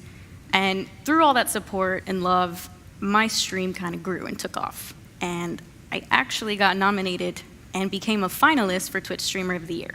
Wow. Well done, you. Awesome. We'll take a little bit of credit A little bit. But yeah, and so why DBD? It could have been many games. I've always been into the spooky, creepy, just anything scary. Games, movies, you name it. I had a scary movie collection when I was like 10. So just match made I in was heaven. just drawn to the horror aspect of it, and I don't know, it came out. I played it very casually. And then we found Angry Pug streams. The pug. Yes. I don't know where. But my friends and I started watching Angry Pug, just his Friday night drinking streams, having a good time. And after like a year, I just was like, I want to try it. Let's see what happens. And here we are, a couple years later. In Montreal. Yeah, on a live stream. Yeah. So exotic here. And what about you, Vincent Vega? Tell us, how long have you been doing this? I started right after Kayla. I was in November of 2014 when I started on Twitch. Yeah? Yep. How's it been? It's been awesome. Yeah? Absolutely awesome, especially since Dead by Daylight came along. You know, I started streaming that. When it came out, I found it on the beta version on Twitch, started watching it, thought it was like a really cool, unique game. Nothing out there was like it. And finally, I got the beta key, played it for a couple hours. I was hooked. I like to say Dead by Daylight got me by the balls right out the gate. You do like to say that. Yes, I do. And then I've been playing it and streaming it ever since. And it's served you well. You have a very successful streaming career. And Yes. you've been full-time for a bit now? Yeah, I got partnership through Dead by Daylight streaming it in January 2017. And in April of this year, I was able to quit my full-time job and pursue streaming full-time. And Dead by Daylight pretty much built everything that I've success from. That's amazing. It's been an awesome ride. I want to ask also, so both of you saw our roadmap. What's your favorite thing about the roadmap so far? So I was gonna say the charms, but I've changed my mind. The charms are still awesome. Anytime there's more customization in there, You're right there. I'm right there. I'm getting all of it. But the Freddy rework, I got to play him. Yeah, got a little sneak. He's pretty cool. And the map rework, update, whatever you want to call it, I'm excited for people to see it. That's cool. All right. Very And cool. what about you? What's the most exciting thing for you? I'm excited about the archives. Yeah? 'Cause, I mean, the current grind is, you know, blood points, prestiging, and getting all your characters with perks. So this is like you add quests to the game where you can open up lore. I know people love the lore, so they'll get the backstory, and also get, you know, cosmetics. And we're all skin whores at the end of the day, so we love our skins. Yeah, I think many of us have been called that. Yes. That's amazing. When we invited you here, we asked you both to come up with some of your favorite moments, some of your favorite elements from the community. We've selected a few. Let's look at them for now. I think we have the best meme for this year. What's this going to be? So this one was your choice, but I think I heard Walker scream from That's a good one. over here somewhere. No doubt. So yeah, that's yours. Yeah. I mean, you spawn in as a survivor, you're like, oh, it's right there. Yeah. There it is. Fair enough. What else we got? I So that's your favorite. No, I that did was not. my I did favorite. not That? throw that Come in on there. now. He Oh, so did you that. put it there. Yeah, we know. It is. I would say like 50% of our social media answers. It's probably He's on it. most of Definitely. what's in the chat right now anyway. Oh, yeah. So I just want to Yeah, know just do when it. the skinless Mike or shirtless Michael Skinless Myers. Mike. Skinless. That's the triple X version. We can't do that yet. When are we getting the body pillow? That's the important part. You're getting ahead of yourself. Oh, right? come on. Yes, yes. yeah. So yeah, working on it.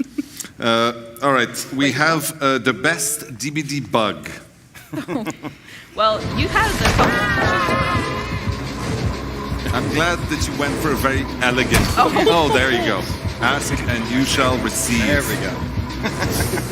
This is so weird. It's not shirtless Myers, but awkward. it's, I reckon mine- it's not weird. Oh, fuck.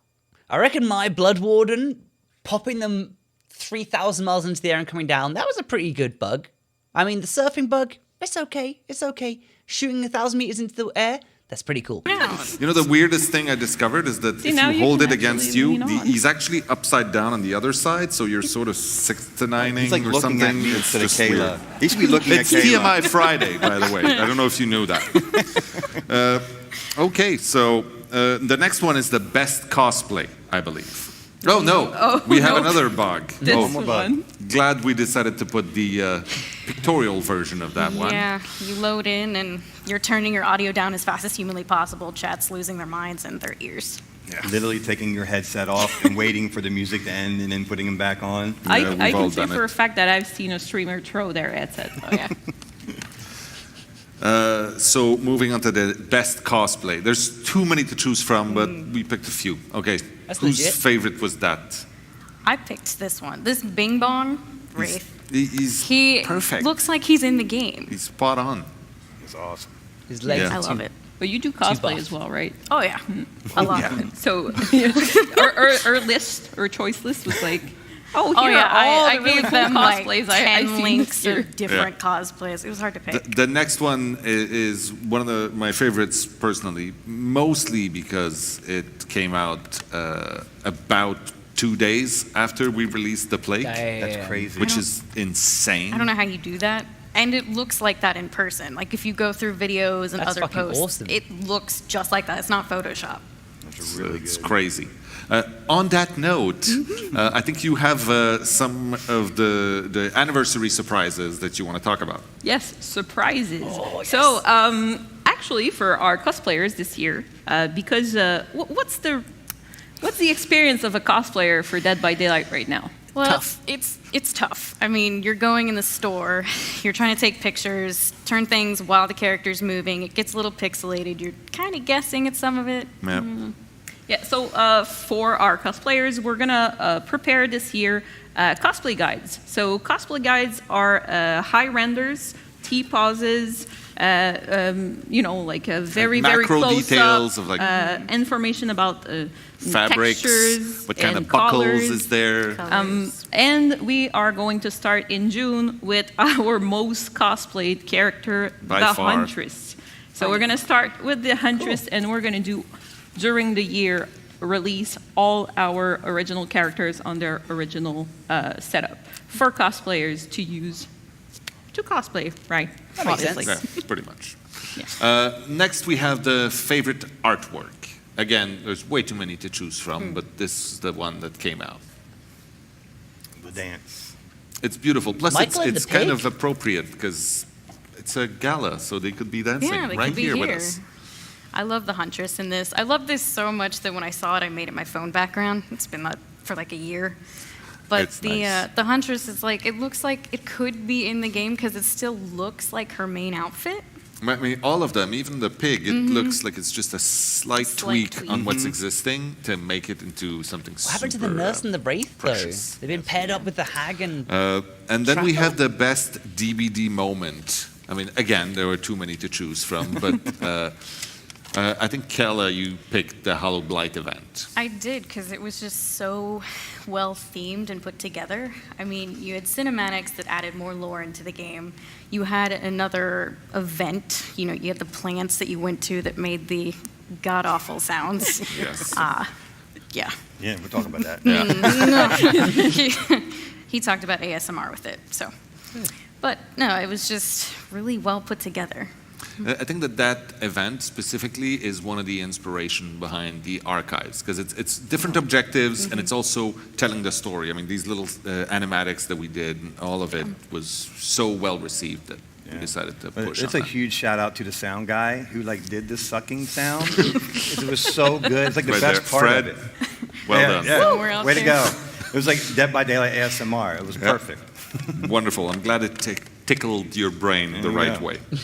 And then you selected the dedicated server Yeah, announcement. dedicated server announcement. Like it just shows like the dev team is really behind the game to put the resources behind it to really go that direction. You don't have to worrying about the killer connection hosting the game and all that crap. So it just shows and hopefully the gameplay will be all the lag and all that stuff will be a day behind us. That's the It'll be plan. awesome. Expectations. All of it? Yeah. Hey man, we're putting the bar way up here. Yeah. We're players. Well, thank you for that. And can I just throw in, Oh, yeah, seeing please. Dead by Daylight at the Game Awards was pretty cool. I That mean, was seeing kind you of walk up there, it awesome. was Yeah. like, whoa, this is happening. Shit got real. Very. I think is the Yeah, expression. We were promised a mic drop, though. Yeah, I There wanted was no to. mic They drop. did not want me to do that at the Game Awards, let me tell you. And then I was surprised, so I came here and I said, maybe I can, it's our show. I can Reenact. put together a mic drop thing. It'd be super fun. And then they just looked at me and went, do you know how expensive these things are? Money. I'm like, okay, so unless no I mic bring my drop. own mic, I'm not going to have a mic. Expense it next time. Just like, yes, we do. Yeah. Write it off. There you go. So Yeah, that was your favorite moment. It was one of my highlights too, I have to say. We talked a little bit about some of the surprises that we're bringing to people. Do you want to go in details about some of the other things that we're bringing to people for the anniversary? Yes, well, for the anniversary, we have a whole lot of activities for June. We're going to start with a contest. Everyone is expecting contests. We have the artwork contest. We have classic, you know. We have the cosplay contest because obviously we have a huge cosplayer community. We're going to redo that video contest because that was really fun. Last year's contestants were impressive. The new one. Michael wants to party all the time. That was probably the top. I had that song in my head for weeks. But the most exciting contest this year. Let me say it. No. So the most exciting one, and because it's something that the fans have been asking a lot. So it's a contest where 2 people are going to be selected to have their outfit design implemented in the game. So they'll be able to design character costumes. Guys, come on. That's amazing. Well, they're not going to be able to submit. They're not eligible. It's okay though. The fans, they want this. It's like it's like the biggest dream for someone who does fan art in the game. To get your art in the game, or you know, like other nerds that just work for the game. Yeah, we have a lot of other things. We're going to do play sessions. Play with the devs are always super fun. Play sessions. We have raffles. We have goodies. In the goodies, there's wallpapers like we. Really cool artwork. Yeah, image you might not have been seen before, right? And then we have the DBD exam, which is coming from our Chinese community manager, Andy. Thank you for putting that together. A lot of questions, and some of them are really, really, really difficult. So to test your Dead by Daylight knowledge, you're going to be invited to do an exam. Are you a legit fan kind of thing? Kind of, yes. Mm-hmm. And obviously there's prizes and everything. But I'm sure in chat right now is, yeah, but double blood point win. Well, glad you asked. Yeah. So there's going to be a double blood. Yes, there's going to be a double blood point weekend. There is going to be one. So from June 14th to June 18th. Exactly. And then some stuff is going to appear in the game for the anniversary. I'm not going to give you more details on this one. It's going to be a surprise. I think I said surprise like 10 times. You did. Surprise. Okay. I was keeping that for later, but that's a good moment. That works. All right. Yeah, so the big anniversary drop is happening on June 18th for people following at home. Well, thank you very much for this. I hope you're as excited as I am for the next year coming to us. Thank you, both of you, for trekking all the way up here to the great land of Canada. It was an adventure. Thank you, Queen, for sitting in the panelist chair. We are going to take a small musical break, and we're going to be back with the moment you've all been waiting for, the official reveal of who will be our next killer. I wonder what it could be. Calm down a little bit. That was a cool one. I love the idea that they're going to put 2 costumes into the game that the community sends in. Imagine having your, whatever the fuck you're wearing, like I'm wearing some fucking weird ass fucking weeb shirt right now. They're like, oh, Panda, we put you in the game. I'm like, oh, that's great.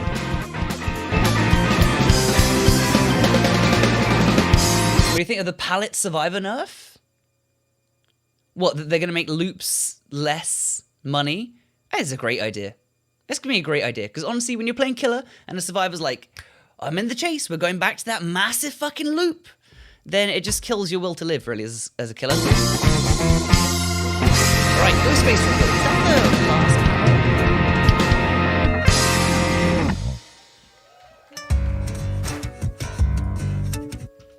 I'm Unedited Dule. I'm game program technical lead at Dead by Daylight. That is the last panel, the 4th panel. It's hard to explain what I do normally. Programming is abstract. It's more like problems. Do I think I should be put in the game? No, I don't think I should be put in the game. That would be fucking over the top. If they said, Panda, do you want to be in the game? I'd be like, yes, put me in the game. Solving, actually. So we put everything, all the pieces together. It's like a locomotive of a train which makes it move. Sometimes there are difficult situations that we need to face. We sometimes spend hours and days to solve issues, problems, fix bugs. At the end, like when we see the result, it's very satisfying. I think a lot of people don't realize there's so many people working on this game. I played fix quite the game. some. I've even So many played with people my working on it. husband, and we don't fight after we play. Marie-Claude Bernard, je suis gestionnaire senior aux relations publiques puis aux événements. Moi, ce que je fais, c'est mettre en valeur nos jeux par le biais de relations avec les journalistes, puis par le biais d'événements à l'international. Je vais accompagner des porte-paroles, je vais préparer des communiqués de presse, je vais préparer notre présence physique à des événements. Mon but à la fin de la journée, c'est de faire en sorte qu'on connaisse mieux le jeu, que les joueurs aient accès à de l'information pertinente sur le jeu par le biais des médias. Bien, j'utilise la couture et l'haltérophilie pour vraiment faire une coupure entre mon travail et ma vie personnelle. Donc, ça m'aide définitivement à enlever le stress qui est inhérent à une position comme la mienne. C'est un peu la même chose avec la couture, mais de façon beaucoup moins agressive. Did you join the Twitch challenge? Je pense que je ferais un bon killer, puis ça serait vraiment plus facile pour moi d'aller les accrocher sur le hook après. She's got some arms in her, yeah. Oh. This trailer is so good. I assume that everyone's already seen this trailer by now, but it's actually made me really hope that we were going to be getting some sort of supermarket map as the new map for this chapter, but obviously we're not getting a new map for this, but the trailer's really well done.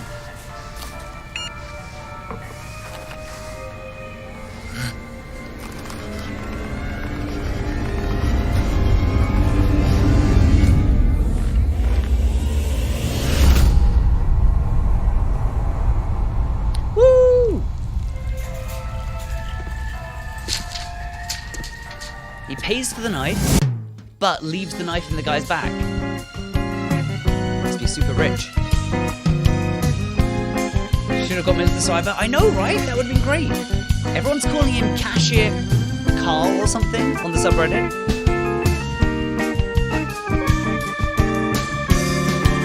Matthew in the background's fucking loving it.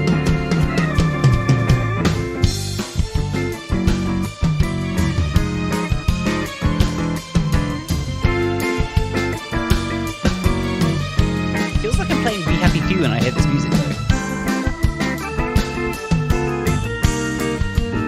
Matt! Look everyone, it's Matt! Who comes into the chat sometimes. Matt with 3 T's. There he is. Welcome back. What a lovely guy. More music. Fucking awesome too. That's my favorite song so far. Thank you. All right, I'm very happy that we get to sit here and talk about our next chapter, Carl. I think it's just called. Carl the Cashier. Nope. No, but that's been cancelled. Yeah, we do have to apologize for Ghostface. He did kill Carl before the entity got the chance to pick him, so that's why he's not in the game. That's why. Yeah. We wanted to, but no.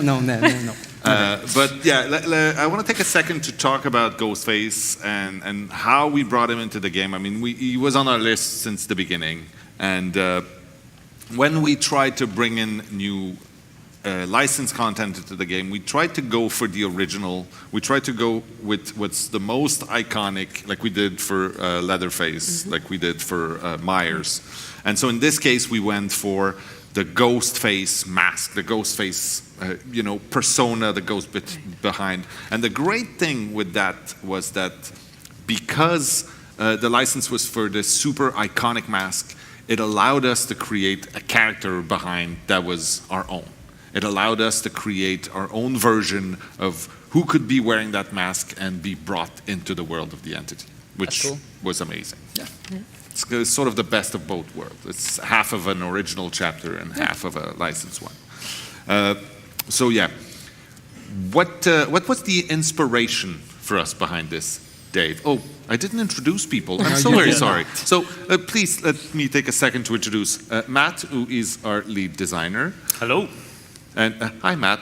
Hi, Matt. Farah, who is Hi. our narrative designer. Hi, Farah. And Dave. I do things. Yeah, he's Dave. Many things. So, Dave. Yes. Tell me what was the inspiration behind this. Yeah, well, you said it. Ghostface is a legend, and I remember 3 years ago, about the time we did Myers, we were actually already looking into designing this character. Like, we really wanted to have this type of character in game and to have Ghostface. So I'm super proud and happy that we actually have him today. So the fantasy behind a character like Ghostface is the element of surprise. It's the fact that he's super creepy, that you want to be a stalker, someone that follows his victim before going for the He takes his time. He takes his time. He's having fun. So that's what we wanted to recreate in the game for the killer, so for the player that plays Ghostface. And for the survivor, that aspect of being like, genuine stress when this killer is trying to find you and kill you. Well, that's the other thing also, is that the stalker mechanic is one of the most appreciated mechanic we've created. For Absolutely. Sure. I mean, since we've seen how popular Myers is in creating these really cool moments of being surprised by that white mask, we wanted to recreate this with another character, and Ghostface fits perfectly. He has the white mask, he has this fantasy behind him. So we wanted to recreate this stalker, but with a twist. So he's definitely working differently than Myers, that's for sure. Yeah, so he's hopefully going to really bring in some intense stress and jump scares into the game. Also, like you said, because we could create our own character, like reimagine this character in Dead by Daylight, I mean, we're super happy that he has this new home, this new life in our game now. So we wanted to create this persona that's unique to all of our other characters. So we went with something more humoristic, like we've seen in the trailer. Yeah, he's having a good time. Yeah, he's having fun, yeah. Of course, it's still very grim, he's a murderer, but he's having fun with it. Yeah, and it's important to show also in that video, he is a murderer, not a thief. He pays. Even though he left the knife, he still paid for it. Right. Absolutely. So, Farah, tell us a little bit about the character that we've created for this.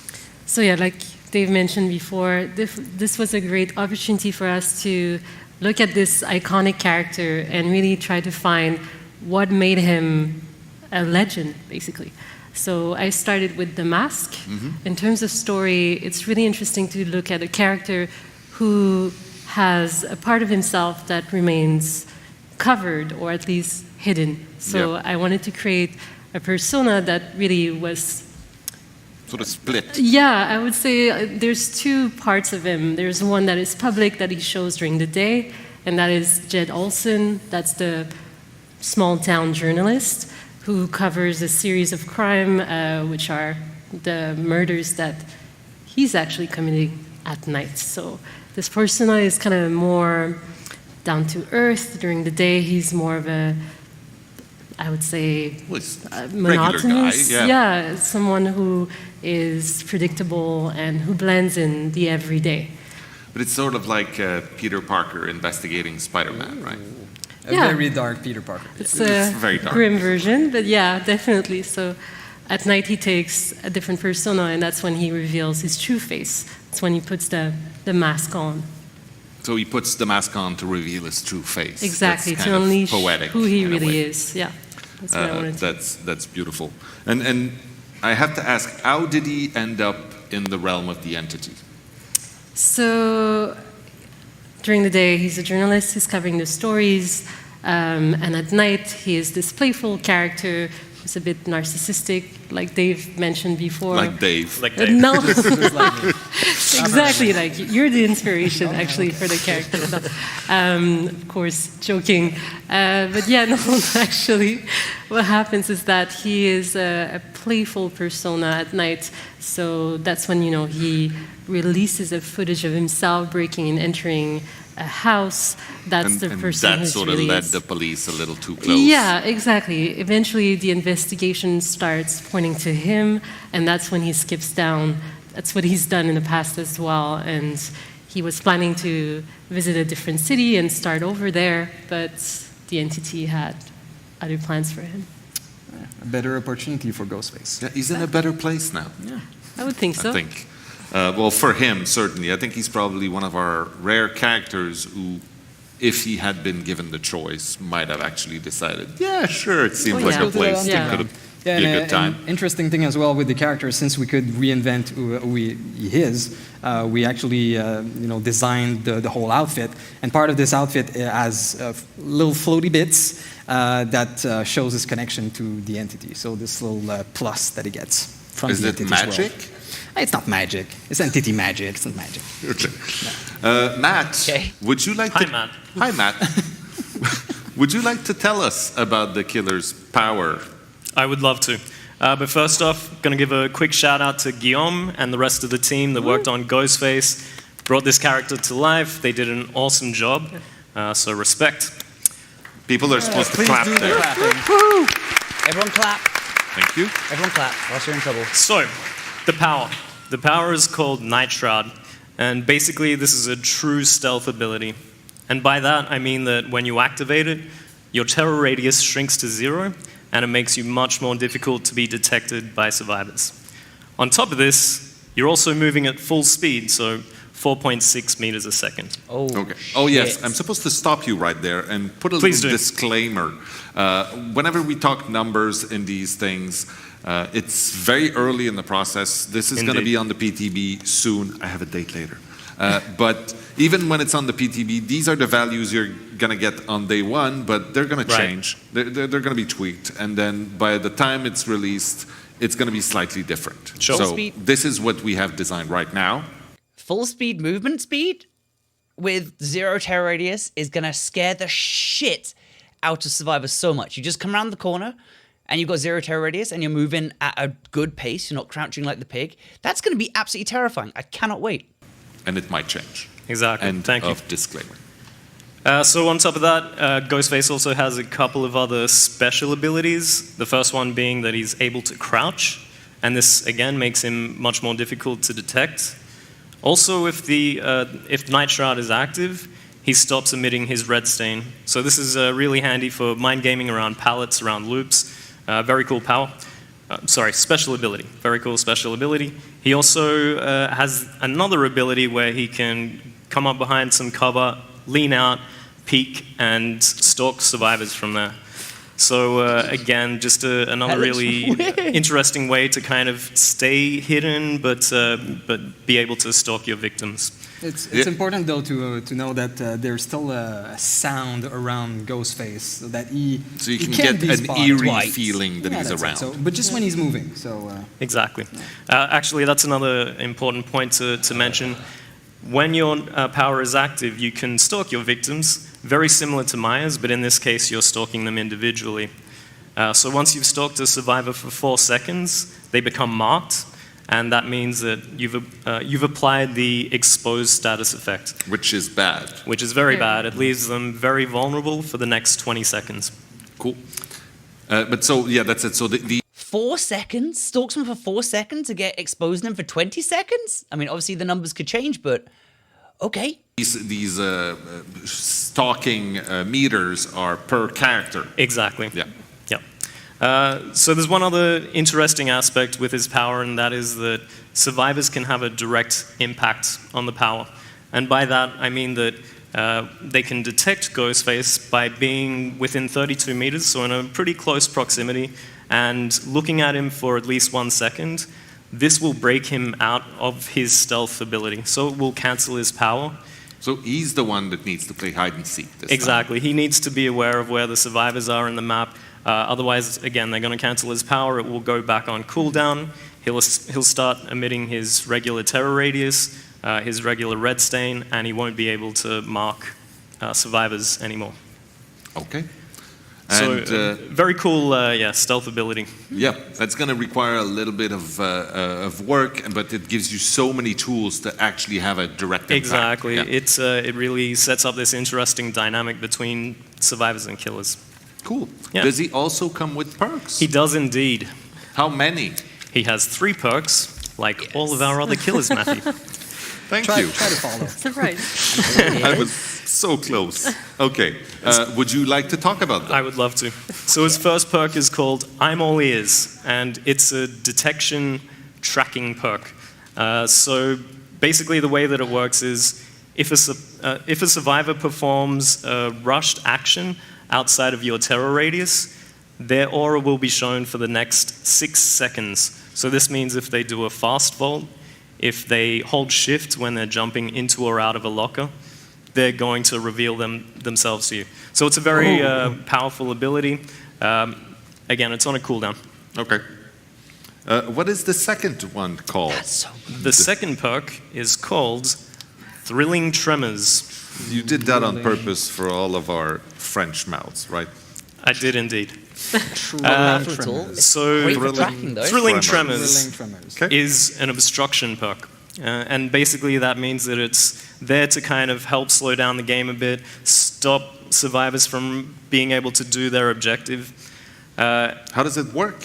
I'll tell you that. Let me get to it. So, the way that it works is that when you pick up a downed survivor, or in this case, when you interrupt a survivor, it will block any generators that are not currently being worked on by another survivor for 16 seconds.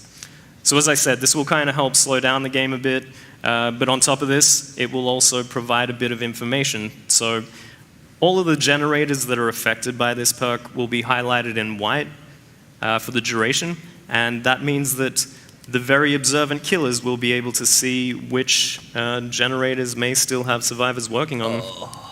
Tricky. Indeed. This perk also works on a cooldown. Cool. Thank you very much. That was detailed and precise information. Know where any survivors are working on a generator on the map? Dave. We have one more perk. Oh, shit. 3 perks. I meant 3 perks. 3 perks. Darn. Yes. What's the third one? All right. The third perk is called Furtive Chase. So this perk is an obsession perk, and the way that this works is that when the killer hooks the obsession, they gain a token up to a maximum of 2, 3, or 4 tokens, obviously based on the perk tier. And for each token that you have, you will reduce your terror radius by 4 meters when you're in a chase. On top of this, it's also a dynamic obsession perk, and by that I mean that your obsession will change throughout the match, similar to how the reworked Decisive Strike works. And so the way that works is that when a survivor goes to unhook the original obsession, they will then become the obsession. So this sets up a new target for the killer to want to hook. And so you can sort of chain them. And You'll be swapping survivors and who you want to hook throughout the match. I kind of hate that, honestly. I don't really like the idea of obsession switching the whole time. Maybe I do. I don't think I do. But maybe I love it. Maybe it's the best thing ever. I've just not thought about it yet, but it seems like a wanky mechanic. I like the idea to drop your terror radius while you're in a chase by like 4 meter increments, but I don't like the idea of constantly changing the obsession. I feel like that's going to be confusing, and you're going to lose track of whoever came in with Metal of Man. And you're like, I know that guy's got Metal of Man. And then it switches to Nia or something, and you're like, oh, shit. And it'll affect loads of other perks too. Whatever. It'll be better for fucking the Plague perk, though. All right. Sounds like it's a pretty fun cool. time. It's pretty cool indeed. Cool. So when we make new powers, new killers like this, we tend to try to fill in gaps or bring in something that's different or shake the meta. How do you think this killer makes the game better, Dave? Well, I mean, a stalker and a killer with stealth abilities like that is going to bring great surprise moment, jump scares, these great scenarios that we love to see in a game. So for a survivor, it's genuine stress that we love when we play Dead by Daylight, since they can't rely on the heartbeat. Yeah. There's also that co-op component. There's a lot of choice for the survivor. Like, will you kind of expose yourself to tell to everybody else that Ghostface is there? So that aspect is also really interesting. For the killer, there's a lot of different abilities with Ghostface. The way you move, the way you can peek, crouch, go in stealth, stalk. There's a lot of option. There's a lot of depth to that character. So that's going to be really interesting. Well, on top of that, just the fact that we're bringing Ghostface to that's pretty cool. It's pretty cool. That's pretty cool. Yeah. So I think that wraps it up for our chapter panel. I want to say to everybody out there who likes to go on our PTB, this one is going to be on June 4th, so they're going to be able to get their grubby little hands on the killer and try it and enjoy it. And then the chapter is actually going to drop on June 18th for everybody else in the world. That's amazing. PTB in 4 days, everyone! This is where you scream. On the Tuesday stream. Looking forward to it. Hell yeah. And on that note, thank you very much, Matt. You're very welcome. You, Farah. Thank you, Matt, you, Dave, and for joining me. Pleasure, yeah. This was cool. This was quite a lot of It fun. was quite cool. And now you will take us away. Thanks. Is that the entire stream done and over with? Alright, let's switch it after this. Let's start after this. Let's let the band play their little song. Turn down a little bit. Alright, so what are you guys thinking of Ghostface then? I think that all looked amazing. Like, looked really good. Like, looked really good. Looked really interesting. Is it over? There's still... What was I saying? Community spotlight? No, we've still got some stuff to go here. We've still got some stuff to go. It's not over yet. But when it is over, we will be doing a whole bunch of giveaways here, so stay tuned, because we need to give away all of that stuff that I've bought. We don't have to, but... we should. I see Darkhood's profile icon! My favourite person! Hi, I'm Darkhood, and I made some 3D animations using Source Filmmaker, using the models and the world from Dead by Daylight. I basically fool around with 3D models until something happens. Congratulations on the art style of the game. I think it's one of the most unique things I've seen in the gaming industry. The symbols of the world, of the lore, the character designs are amazing, the music is haunting, everything comes together to create this mood that is really special. So please exploit this potential. Backstory comic, lore events, it feels like there's an entire mythology waiting to come out of this world. Hey, Darkhood got a fucking spot on the anniversary stream, that's amazing! Whew. I am better behind the camera than in front of it. Happy birthday, Dead by Daylight. To many more years of haunting characters and salty comments on my Steam profile. That's fucking awesome. I wasn't expecting that. My name's Nikki. I'm currently serving as customer support lead for Behaviour. I'm actually based in Manchester, UK. Most of the time I am just a spooky voice on the end of a headset. One of the main things that we get on the desk is a lot of feedback about the game. We get ideas about balancing certain perks, certain maps, and the fact that I'm able to take that useful feedback and forward it onto the relevant parties, like the design team, for example, I think that's genuinely useful. It has been absolutely amazing seeing the game develop and grow from what it was into what it is now. Very surprised at how much I've actually grown thanks to this project. That person sent an email. Dead by Daylight now is here a very I good am, game. on the verge of actually moving to a completely different country because of this game. I think I belong here. Do it. Canada's fucking awesome. Yeah. That's an emotional bit right there. We promised some crying, and I didn't think I would be the one doing it. But I am very emotional. Backstage. Nikki is one of our first moderator on the project, and she has been in the team. And I'm sorry. Okay. It's fine. Okay. Thank you, everybody, for sticking with us for the last 3 years. We've got a bunch more coming. Thank you, everybody on the dev team, for your hard work and for everything you've done so far. And thank you for... Oh, hi. Good to see you. And thank you for everybody that helped us put this together. Thanks to the band. You've been awesome. And yeah, Cue that's the it. party starters. Whoop!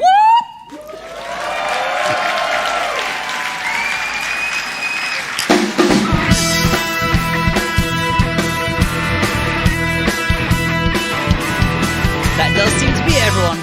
That does seem to be it. We've got a bit of music here. I'm actually going to skip through the music. If anyone's desperate to see the music, you can go back and you can go check it out. I want to see what it says at the end here. It says thank you. Thank you, the Dead by Daylight community, the entire Dead by Daylight development team, our partners, blah, blah. Right, well, there we go. 3 years of Dead by Daylight and a nice little recap stream there. Honestly, that was pretty fucking hype, right? Yeah, it's finished. Looks like one of my games, blah, blah, blah, blah. Okay, right. Well, if you've been watching this on YouTube, thank you for watching. Come over to the Twitch stream sometime, give it a follow, because look at all these lovely people that want to chat to you. Chat, don't you really want to talk to new people from the YouTube? Yes, yes, you get the cane. Yeah, they do.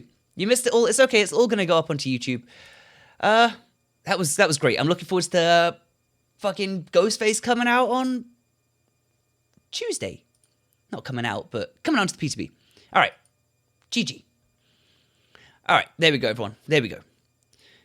All right, let's do some giveaways. Fucking hell. All right.